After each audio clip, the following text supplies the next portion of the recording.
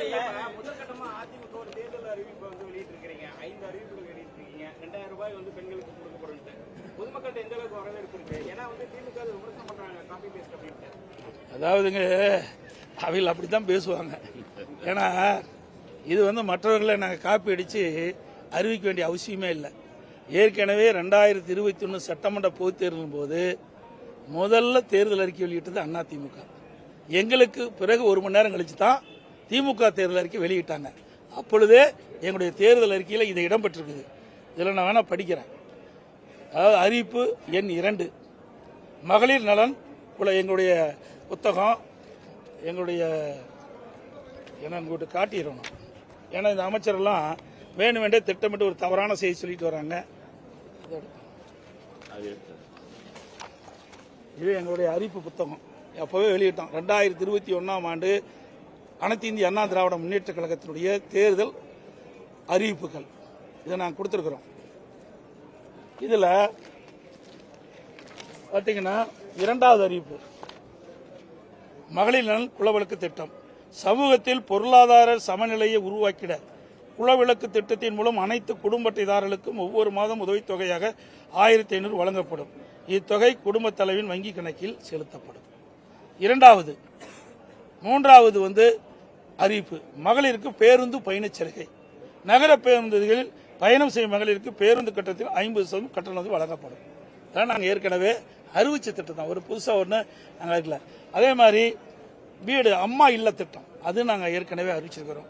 குடியிருப்புக்கு சொந்த வீடு இல்லாதவர்களுக்கு கிராமப்புறங்களில் அரசே இடம் வாங்கி காங்கிரீட் வீடு கட்டித்தரப்படும்.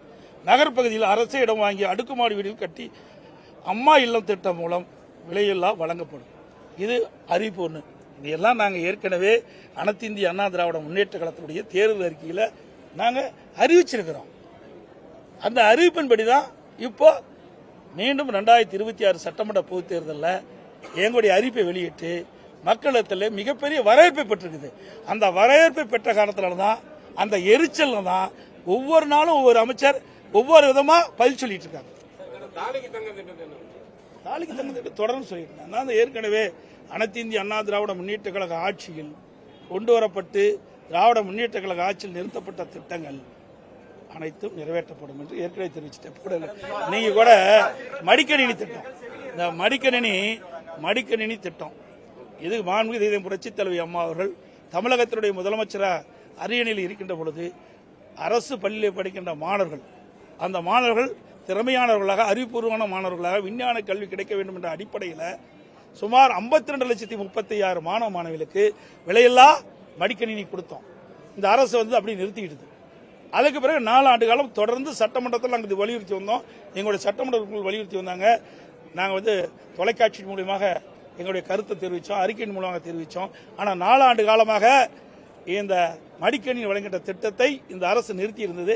இப்போ இந்த அரசு தோல்வி பயத்தின் காரணமாக, திமுக கட்சி தோல்வி பயத்தின் காரணமாக, அடுத்த ஆண்டு நடைபெற்ற சட்டமன்ற தேர்தலில் தோல்வியுற்றுமே என்ற அச்சத்தின் காரணமாக இப்பொழுது 10 லட்சம் கல்லூரி மாணவர்களுக்கு கொடுப்பதாக அறிவிச்சிருக்கிறாங்க. அது கூட முழுசா கொடுக்க முடியாது. ஏன்னா அறிவிச்ச உடனே அதில் வந்து அதை வந்து தயாரித்து கொடுக்கிற அளவுக்கு அந்த நிறுவனம் இல்லை என்றுதான் எனக்கு கிடைத்த தகவல்.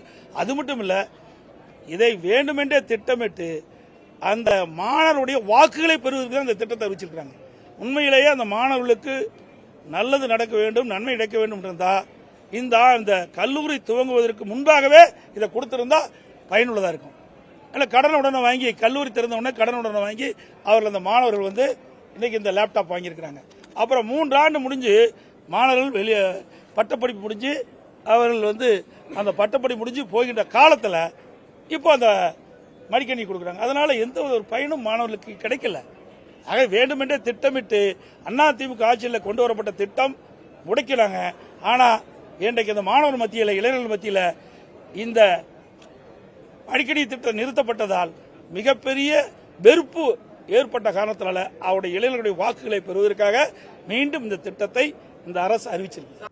பிளே ஸ்டோர் மற்றும் ஆப் ஸ்டோரில் இருந்து பாலிமர் செயலியை QR கோடு மூலம் பதிவிறக்கம் செய்யுங்கள்.